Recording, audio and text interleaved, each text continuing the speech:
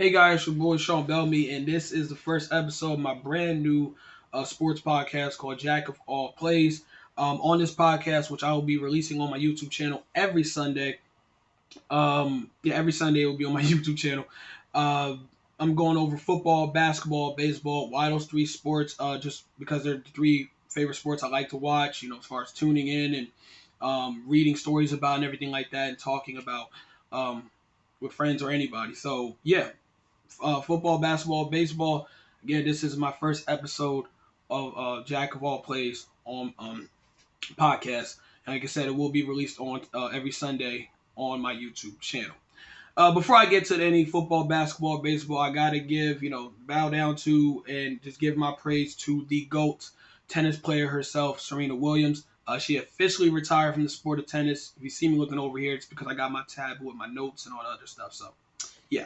The GOAT tennis player herself, Serena Williams, she is officially retired from the sport of tennis after losing in the U.S. Open in a 3-game set. Very good game against Australian Aja Tomljanovic. I'm sorry if I butchered her name. But yeah, it was a great game, and it was sad, obviously, no disrespect to Aja or anything like that, but there was 24,000 people in attendance as far as fans in attendance for this game. And again, I'm not saying no one was there for Aja at all, but a lot of obvious, you could argue that majority of people that was there for Serena, and you just to watch her last hurrah and just really getting to appreciate and just loving the fact that and being sad actually, that she's officially retired from the sport of tennis. And I mean, she's the GOAT. There's nothing else I really need to say about it. She did thank her sister Venus, who was in attendance as well. Her family, friends, everybody like that. But yeah, man, it was bittersweet. Like, I mean, we love Serena. We understand why she's stepping away. She's done so much. You can just look up her accomplishments and everything she's achieved just with a simple Google search, man. And there's no debate about it, man. She's the GOAT, and we're really gonna miss seeing her play, man. She's just so damn great at what she does, man. And it was really great to see, man. Throughout the entire week, everyone was hoping that she was going to get that. I believe this would have been her 7th U.S. Open championship if she would have went on to win the U.S. Open bracket and everything. But obviously, like I said, that did not happen with her losing to Aja. I believe it was the second round in the singles tournament. I believe it was the second round. But nonetheless, man, again, shout out to Serena. I'm gonna miss watching her play. A lot of people gonna miss watching her play. But yeah, there was so many praise, and everyone was just it was like, where was you at last month? Everyone was kind of just sitting there on their TVs, edge of their seat, watching the 40-year-old herself just go and just still like she still got it type thing. Like she was, oh man, I thought she was gonna win the championship. I thought that would have been a great way to send her off, but it is what it is, man. So shout out to Serena, man.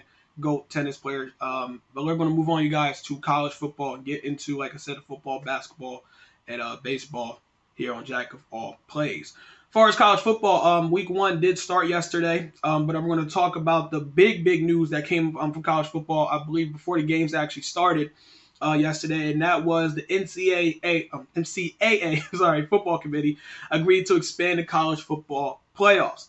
Originally, it's been just 4 teams, and myself, I was part of one of those people that was so pissed off about just being 4 teams, because you could always make arguments for another team to get in or this team to get in.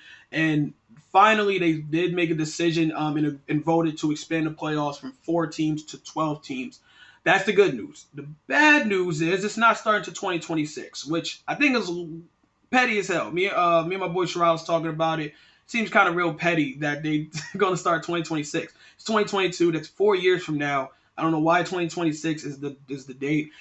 And the reason why I look at it as petty and a little annoying, not because it's not happening instantly. I get it. They can't have it like this year. Obviously, the season is starting and everything. Everyone's already got their schedule set up and everything. But I thought maybe like 2023 at max, maximum would be 2024. And it just seems like because it's a good amount of time in between, here now 2022 to 2026, they might decide to change. They can always change their minds in between these, 4 years. You don't know what could happen that could help their argument, because there was constant reports that the committee didn't want to expand this. But like I said, they've heard the cries and complaints from fans like, dude, like y'all got to do something to make this, to make the playoffs more interesting, because it just seems like the same 4 teams get in, and And there's really not a chance for the teams that do well in the season and really don't get a chance to move up in the rankings and all that stuff. So again, the good news is we got 12 teams. The bad news is we have to wait 4 years to see how it's going to play out. Now, the way that the format is going to be is the 12-team playoffs will be made up of 6 conference champions, ranked highest by the committee, and 6 highest ranked teams that are not conference champions. So you got 6 conference champs and 6 like at-large bid teams. The number 1 through 4 seed, 1, 2, 3, 4 seed, number 1 seed, number 2 seed, number 3 seed, number 4 seed, will receive first round buys. They are not going to play in the first round. That will be for the 5 through 12 seeds. Will have to play in the first round, while they're, like I said, 1 through 4 gets to sit and wait to see who they're going to play in the second round. So yeah, I like the way that format is. I like the whole 6 conference champions versus 6 non-conference champions. 12 to me is fine. I always thought at first 8 was cool, but listen, they expanded. I'm not going to complain about that. Like I said, the sucky thing is it won't start to 2026. Now, I'm going to get into a few games that obviously was key games yesterday. There was tons of games, obviously, but I'm not going to go through every single college football game. Just the ones that matter to me. There was, like I said, there was tons of them yesterday, but I'm going to go over the ones that mattered. And a couple of teams really did ruin my argument and a lot of people's argument of why we needed to expand the playoffs. But we'll get to that in a second. Number 2, Ohio State beat number 5 Notre Dame 21-10. Now looking at the score, if you didn't watch the game, you're just someone that just got on and got on, ESPN or just watch highlights on YouTube, and really don't pay attention to the game, which is ridiculous. You just looked at the box score and said, "Oh yeah, this is the same Notre Dame team. They didn't deserve to be in ranked top 5 and all this other stuff." This is not the same Brian Kelly team. Shout out to my brother Malik, who's a huge Notre Dame fan. He's been saying this and been yelling this in my ear constantly. But he's right. When you watch that game yesterday, Notre Dame to me is a better team. They seem like a better. It's only one game, but they seem like they're going to be a better coach. And it's good that Brian Kelly's not their coach no more. Like I said, if you just watched the game and saw, if you didn't watch the game, saw 21-10, you would have thought Ohio State blew these dudes out. Notre Dame actually had the lead, I believe, going into the third quarter up 10-7 until Ohio State scored a touchdown, I believe, late in the third quarter when for some strange reason, Notre Dame decided to send both of their safeties and gave C.J. Stroud, the quarterback for Ohio State, an easy touchdown pass to put Ohio State up 14-10. And then Ohio State in the fourth quarter, went on a very long, I think like 7-8 minute drive to seal and score a rushing touchdown to basically seal the game for Notre Dame. And like I said, they lost 21-10. But again, I don't think that any Notre Dame fan or any the Notre Dame Fighting Irish players should really hang their heads. I thought, again, they played a solid game. And I think, if anything, they should only drop them from, they're number 5 now, but they should only drop from maybe like 8 or ranked 8 or 10. They should not drop like 15, 16 or nothing crazy like that. Again, Ohio State is a preseason, or what you want to call championship contender, basically. So this is not a terrible team that Notre Dame lost to. I did have Ohio State winning this game, but the fact that Notre Dame was a 17-point underdog, which was the odds, was 17-point underdog coming into this game, and they only lost 21-10, and they controlled majority of the game throughout. I don't think that Notre Dame should be shamed for that. They played a good game, and like I said, if anything dropped them from 8 to 10, they shouldn't be like 11 or 15 or 16 or nothing crazy like that. So again, I think Notre Dame will still be a good team this year. Again, the road to a playoffs though definitely got tougher because of that loss to Ohio State. Now, obviously, if we had 12 teams already, we could be like, okay, the Fighting Irish still have a chance to get in. But again, 2026 nonsense. Moving on. Number 3, Georgia dominated number 11, Oregon 49-3. This game was over as soon as it started. I watched the entire game, and Georgia, I love the way Georgia's makeup, man. It's been like this for years, and it's not old. But I will always enjoy Georgia Bulldogs game, man. The way this team just comes in with the set mindset of playing defense. Cornerback is my favorite position. Defense is just something I love watching when it comes to football, man. And Georgia has it in spades. The way these dudes just they attack the ball, they're They do their thing, do their role, everything, know their roles and everything. Yo, it don't matter who they have out there. It could be a freshman, a senior. Georgia's defenses are constantly good, and it's so fun to watch the way they actually play football, man. They will just smother the hell out of you and not give you anything. Oregon can now is witness to that. Like I said, number 3 Georgia dominated number 11 Oregon 49-3. This game was hyped up constantly throughout the week. Everyone was thinking Oregon is going to prove themselves and everything like that.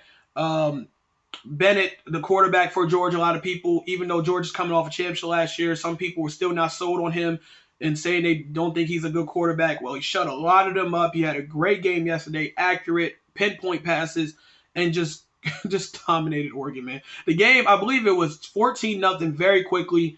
Set up after like 2-3 interceptions by Bo Nix, who is the current quarterback for the Oregon Ducks. Now, a lot of people may not know who Bo Nix is. I do because, again, I watch a lot of SEC football. He was a former quarterback for the Auburn Tigers. Auburn Tigers fans can tell you how much he sucks. He's horrible. He's a turnover machine. And the word around college football world basically is that he transferred to Oregon so he has a better chance to succeed and win. That's hilarious because the first team he runs into is the Georgia Bulldogs, SEC powerhouse team. And he did exactly what he always does when he plays against Georgia or any SEC team, and that is throw turnover after turnover after turnover. He wasn't the only reason why Oregon lost. Oregon's defense was getting shredded by Georgia from passing to running and all that. But Bo Nix absolutely did not help matters with his turnovers and just terrible decision-making. There was a point in the game where I think they was down 35-3 in the third quarter, and for some reason, Oregon kept him in the game. I was like, dude, if he's going to be your starter for the future, there's no controversy in sitting his ass down when your team is down 32 points in the middle of the third quarter. At this point, because Georgia sat down Bennett, their quarterback. They had their second string guys in, basically trying guys out and still killing Oregon. I mean, like I said, they was up 35-3 when they put their second stringers in. They scored 2 more touchdowns. So I don't know why Oregon didn't do that. I guess Oregon didn't want to hurt Bo Nix's feelings or start some weird controversy. But they had a guy in Thompson, I think his name's Ty Thompson, who was on the bench. A lot of fans was very high on. So I don't know why they didn't just give him a chance. There's really nothing, there's no controversy that could have happened just letting him, sitting Bo Nix down and let him play against Georgia. I mean, he was already getting your ass whooped anyway. But yeah, Georgia just showed, man, that they're going to be here, man, for the long haul. When you look at their schedule, I looked at the schedule I posted on Twitter yesterday. They got a very easy schedule, at least on paper. It could get hard as time goes on. The teams could become ranked and stuff like that. But I really think Georgia's in a predicament where they can't really lose a game. They don't play Bama. They wouldn't play Bama until the SEC championship game. And like I said, when you look at their schedule, there's no ranked opponents. The Oregon Ducks was the only ranked opponent that I believe they had on their schedule at this time. So if Georgia loses any time from now, from next week on to the end of the season, that could really drop Georgia in a potential chance to drop them out of the playoffs because, again, their schedule doesn't look that frightening or that hard for SEC teams. So hopefully they don't. I'm a big fan of Georgia. I'm rooting for Georgia all the time. I love watching Georgia play. If you guys don't don't know this. But yeah, I'm gonna talk about Oregon in a second with this other team, Utah. Another SEC team beat another Pac-12 team. The Florida Gators upset number 7 Utah. The Utah Utes 29-26. The unranked Florida Gators beat the number 7 Utah Utes and proved that Utah was rated way too high and overrated. Utah was up 26-22 with 6 minutes and 26 seconds left in the game until Florida scored a rushing touchdown to take the lead. But Utah actually had a chance. I believe they was inside the 10-yard line or at the 10-yard line and had a chance to score and take the lead and win the game. But the quarterback for Utah threw interception that sealed the game and gave Florida the victory. So overall, you could just say it was a bad day for the Pac-12, man. Like when you talk about a number 11 team, Oregon, getting their butts whooped by Georgia, and a number 7 ranked Utah team who's also in the Pac-12 losing to an unranked Florida Gators team, it goes back to what I was saying about the college football playoffs expanding to 12 teams and why a lot of people were not on board with expanding the playoffs because a lot of people believe, yeah, you could say, okay, what is the positives of getting of having more teams in the playoffs, and that's what it would be. The positive is more excitement and maybe unpredictability in the playoffs. But a lot of people's argument against it, and the cons is you could get games like this. Now, obviously, Utah didn't get blown out, but again, they lost to a team in Florida who's in SEC, which is clearly the better conference than the Pac-12, and Utah being ranked that high at number 7. And like I said, then you have number 11 Oregon getting destroyed by an SEC team in Georgia. It really does help people's argument that what is the point of expanding these playoffs if you're just going to see teams lose the way they're doing now? Because clearly these teams don't belong on the same field as an SEC team like Bama or Georgia or Florida or South Carolina or Texas A&M. Like, you know what I mean? Like, it's really crazy. And if you look at the history of the playoffs, it's been Bama. Bama's basically had their chance most of the time because they're Alabama. They do what they do. They whoop your butt and they get in. And then you got Georgia. In Georgia, like, it's like 2 SEC teams are always going to be in this mix because the rest of the competition with the ACC, the Big 10, the Big 12, Pac-12 don't really stack up to the SEC. The SEC still is the powerhouse conference you have to deal with or go through. And yesterday was just not a good day for the Pac-12 conference. And anyone, including myself, that is trying to say, look, guys, we should have an expansion playoffs. But again, it just was not a good start for my argument, a lot of people's argument for it. I should say, I know I'm rambling, but you guys watch my videos and you guys know that I do this. Again, it's crazy. I really, again, I have nothing against Florida or Georgia, but it would have really helped an argument. It's like, hey guys, this is why we need to expand the playoffs. But we can't. Again, Utah clearly overrated, rated way too high. And again, losing to Florida is it's unacceptable. I know people say it's Florida, it's SEC, but come on, man. Like, I'm trying to get you guys in the playoffs. I'm trying to give you guys, a great reason why you should expand. And you got teams like Oregon and Utah ruining my argument in the debate. So nevertheless, man, those were the 2 games that did happen. That definitely, I think, help people's, like I said, when you come to the whole argument for the college football playoffs expansion. And like I said as well, the Ohio State did beat Notre Dame 21-10. But moving on, you guys, that was the college football I wanted to talk about. Moving on to the NBA. Obviously, we all know this one, but I'm going to talk about it anyway and give my thoughts. Donovan Mitchell traded to the Cleveland Cavaliers. Obviously, the biggest news of the NBA was the trade between the Utah Jazz and the Cleveland Cavaliers. The Cavs sent Colin Sexton and Lauri Markkanen and 3 unprotected first-round picks to the Jazz for star shooting guard Donovan Mitchell. The Cavs officially have a team. I mean, they were already good last year before injuries kind of killed them and everything like that. But they have a team, man. When you look at the Cleveland Cavaliers, you got Darius Garland, now Donovan Mitchell, Jared Allen, Evan Mobley. I think Ricky Rubio's still there. They have a set squad, man. And the Eastern Conference is just crazy. No disrespect to the Western Conference where the Golden State Warriors just won the championship. You got the Milwaukee Bucks, Boston Celtics, Miami Heat, Philadelphia 76ers, the Cleveland Cavaliers now, the Chicago Bulls, the Nets, the Hawks, the Raptors. There is just so many good teams in this conference. Now, obviously, I'm not saying all those teams are championship contenders, but the Eastern Conference is just going to be crazy this year. Like, every game, it's 82-game season, but it's going to feel like every game is super important once you get to the middle of the season with the All-Star break and the trade deadline. It is absolutely crazy, dude. It's going to make it really hard for a team to avoid that play-in. Like, one of these teams is going to have to be in a play-in. I just gave you 1, 2, 3, 4, 5, 6. I gave you like 8, 9 teams, yo. There's up to 10 teams. 7, I believe the 7 seed, 8, 9, and 10 seed play in the play-in tournament just to get into the actual playoffs of the 1 through 8 seed and everything like that. But man, it is going to be hard to avoid that play-in, man. Like, I'm a Chicago Bulls fan, and it got a whole lot tougher. It just got a lot tougher. Again, the Cleveland Cavaliers, regardless of what people want to say, man, they were already good, but this does put them in contention. You argue for Eastern Conference contender.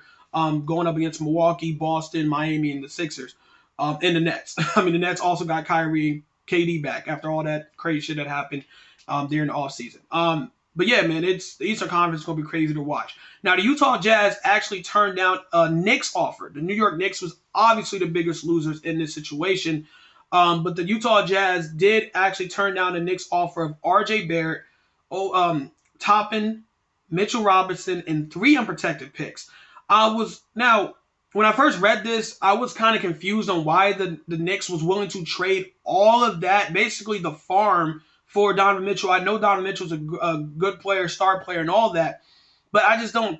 I was thinking, like, what was they going to have left to really, help build that franchise forward and build alongside Donovan Mitchell? I don't believe in trading majority of your team just for one guy. That's just me. Unless it's like a trendset player like LeBron James or Steph Curry or somebody like that, or Giannis Antetokounmpo. I don't believe you should just trade your entire team for one guy. Then all those, like I said, all those unprotected picks. I think they were first round picks, or I don't know. But the point is, the Jazz actually turned that down, which is also shocking.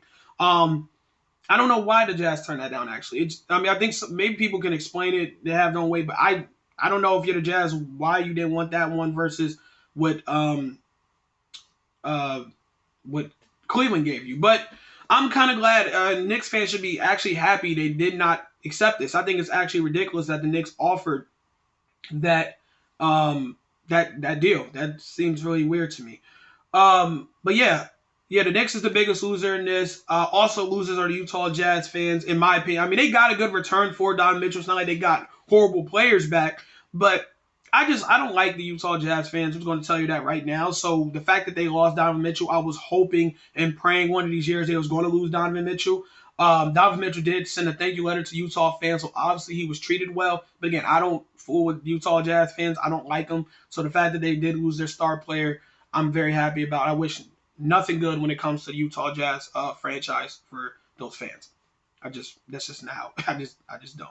But you guys, moving on. Denario Gallinari, sorry, probably butchered his name. He tears his ACL. The new Boston Celtics forward was signed this past free agency. He tore his ACL in his left knee and will miss the 2022-23 season. The 34-year-old injured his knee playing with Italy in a World Cup qualifier on August 27th. It is unfortunate because Gallinari, I do like Gallinari. I think he has a very he's a good basketball player when he is healthy, and that is a big thing. There is when he is healthy. He has dealt with a lot of injury issues throughout his career that has plagued his career. Because when he's out there and he's healthy, man, the man could ball, the man could shoot, the man just really got a nice arsenal when you watch him play, man. Gallinari is a very solid player. And it's unfortunate because the Boston Celtics have had a good offseason. They added Malcolm Brogdon already to a championship contender team, and then Gallinari could have also been just another piece to come off the bench when it comes to depth. So it really was it's unfortunate that he got hurt. And not even, like I said, playing an NBA game. He was playing overseas, like I said, a World Cup qualifier for Italy. And it is 34 years old, so that's going to be tough coming back next year and at that age off an ACL injury. But again, heart go out to Gallinari. Hope he comes back 100%. Time for my mini rant here when it comes to an NBA news of the week. Former NBA player Jason Williams had a stupid take on Michael Jordan. It's real quick, you guys. I believe Michael Jordan is the GOAT, but it is such a tired, beaten down argument between who you have as a GOAT or who you think is the GOAT between Michael Jordan, LeBron James, rest in peace, Kobe, because I don't know why people just be jumping over Kobe like Kobe never mattered. But when it comes to LeBron James and Michael Jordan, I'm just so tired of this debate about who the GOAT is.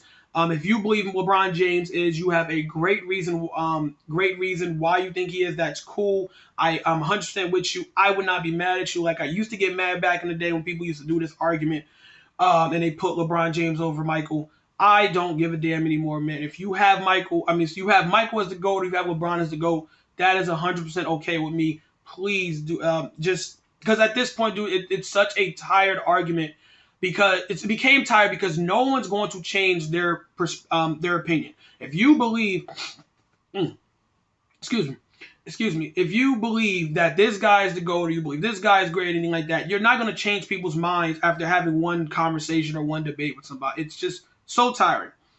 A former NBA player, Jason Williams, said this week, I believe it was on his podcast or whatever he was doing, that Michael Jordan would have a tougher time scoring in today's NBA. Bro, again, I don't care if you have LeBron James as the GOAT, but I really am tired of hearing people say, and this is not, like, Jason Williams is not the first person to say this, because there's a lot of idiots out there, and I'm calling Jason Williams in this time an idiot, because there's a lot of people out there that believe that Michael, in today's NBA, where they call fouls for every ticky-tack thing. You can't really hand check people no more. You can't, the slightest thing gets you to the foul line. Slightest thing. For some reason, people keep saying Michael Jordan, one of the greatest scorers that played this game, when it definitely comes to the mid-range, it's like a mid-range assassin, mid-range killer, getting to the rim, just the competitiveness, the absolute will to win. You're telling me Michael Jordan would have a tougher time scoring in this era? This is why it really, it just, oh my God, I keep saying this is why it just pisses me off, dude. I didn't write nothing down for this. I wrote that headline, topic, whatever, because I'm just so tired of this, dude, because there's so many people today, kids today, people that can't think for themselves, will see a former NBA player say some stupid shit like this and go with that and run with that take and say, see, Jason Williams, who played NBA, he knows MJ would struggle. No, he would not. Michael Jordan would not have struggled in today's NBA by any means. Any means. I don't care what you say. What we had, for what we got back when he played in his prime, if you put him in today's NBA, where, like I said, anything gets your ass to the foul line. Where back then there was hand checking and and a lot of times there was not a lot of fouls called for the horrendous fouls that was happening to players back then. You're telling me today, where the NBA favors offense over defense, it's just well known today. And no disrespect to the players today. There's a lot of great players today and great basketball to watch today. But you're telling me, dude, Michael Jordan would have struggled in this? You could argue Michael would have averaged 35 points throughout his career. Honestly, the man was that good. I really feel like Jason Williams don't even believe this. That's the other thing that pisses me off. I don't think people believe the shit they say about Michael or they say about LeBron to make them sound to take down the downplay a player's career, their achievements, or their ability. They just say this shit to get a rise out of people. It's just for ratings and clicks, likes, and all that bullshit, the clout. It's just dumb. If you're a person that believes Michael Jordan would struggle today, you are an absolute idiot. I don't care. You're an idiot. I don't care what else you have to say. You are an idiot. This is a man that was scoring when defense was really, really a thing. I'm not saying guys don't play defense today, but back then it was crazy when it came to defense. Today you can't get away with anything today. They call every single thing. And you're talking about a guy that I'm pretty sure would have adapted his game to the way the game is played today. I'm sorry. Michael Jordan would absolutely dominate in this era. It's nothing wrong with saying that. But you got idiots like Jason Williams and everyone today, the people like with Shannon Sharp and Undisputed and Colin Cowherd on the Herd and everything. You got people who just say the dumbest shit for likes, dude. They just will always downplay what Michael has done and what he was able to do just to push to whoever they love today, dude. It's so disgusting. Michael Jordan would have absolutely dominated today's game. I don't care what you say. He would have. We can talk about what achievements he would accomplish in there. That man would have averaged 30 in his sleep in today's NBA. That's just how great he was. So I'm going to leave it at that, man. Jason Williams is a freaking idiot. Moving on, you guys, to baseball. Then moving on to NFL. And then end this episode 1 of Jack of All Plays. I'm going to go over, guys. I got my phone right here. This is for the Major League Baseball playoff standings. I'm just going to go over the AL and then NL and then give him news on Miguel Cabrera, which came out of him getting injured. Over the AL, you got the Houston Astros at 85-48, who's 85 wins, 48 losses. They are number 1 right now in AL. Number 2, you have the New York Yankees, who were 79 and 54. I'm only bringing them up real quick as far as they lost. They're 4-6 in their last 10 games. The Yankees have really been struggling ever since the freaking after the All-Star break. Number 3, you have the Cleveland Cavaliers, who was 68 and 63. And number 4, you would have the Tampa Bay. As far as the wild card, you have the Tampa Bay Rays at 74 and 57, Seattle Mariners at 75-58, and the Toronto Blue Jays at 72 and 59. So that would be your 3 wild card teams as the season ended today. And like I said, your top 3 seeds will be Houston, the Yankees, and the Cleveland. I don't know how I forgot about saying Cleveland Cavaliers, the Cleveland Guardians. And right behind, the team that you slowly got to watch real quick, who was really shocked a lot of people, is the Baltimore Orioles. Right now, Baltimore, man, is just 71 wins, 61 losses. They're right there, man. They're right there. Over in the NL, you have the obviously dominant Los Angeles Dodgers with 91 wins and 41 losses. The New York Mets, who's also playing great this year, 85 wins and 49 losses. The St. Louis Cardinals, 78 and 55. And then in the wild card, you have the Atlanta Braves with 83 and 51. San Diego. The San Diego Padres at 74 and 60. And the Philadelphia Phillies at 73 and 60. So that would be your 3 NL wildcard teams as far as Atlanta, San Diego, and Philly. And a team under them that is trying to get in is the Milwaukee Brewers at 70 and 62. So again, those guys is your Major League Baseball playoff standings. I will go over those every week until end of the season and all that good stuff. See maybe there's any changes. There might not be, but we'll see. Last thing, you guys, for us, Major League Baseball, Miguel Cabrera added to the injured list with bicep strain. The 39-year-old and future Hall of Famer is on the 10-day injured list. He has dealt with this injury before, missing 32 games last season. So that's hopefully Miguel Cabrera comes back, healthy and everything. But Detroit's not going anywhere. The Tigers are one of the worst teams in the league. So again, it's Miguel Cabrera. We love Miguel Cabrera, again, future Hall of Fame and all that good stuff. Has accomplished a lot in his career. But yeah, there's Detroit Tigers. It's not like they really need him at this time. They're horrible, and they're not going anywhere. Also, I don't know why I said this is the last thing on Major League Baseball. Also, Aaron Judge hit another home run to build his lead. I'm bringing this up because, again, Aaron Judge is a freaking beast, man. The dude is up to 52 home runs. Too bad it wasn't a losing effort, though, to the Tampa Bay Rays.